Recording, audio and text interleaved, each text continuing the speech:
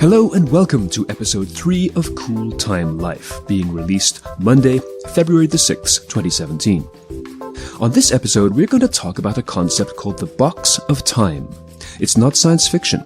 It's an incredibly powerful way to manage time by primarily managing other people. But to do this, we must first talk about bonsai trees. Now, if you've not seen a bonsai tree before, we have a photograph of one up on the show notes, which you can find at steveprentice.com and then click on My Podcasts. But a bonsai tree essentially is a perfectly genetically normal tree that has been placed in a pot to restrain its growth. The pots are usually a few inches wide, and because a tree will only grow as far as the roots can stretch, the hard edge of the pot stops the roots from growing any further and therefore stops the tree from growing any taller. So the art of a bonsai tree is to maintain a perfectly healthy, genetically pure tree in small scale.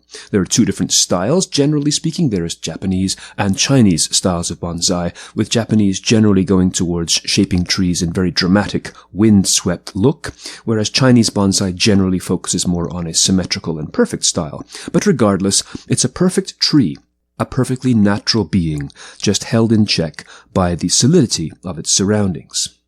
Now, what does this all have to do with people and time management?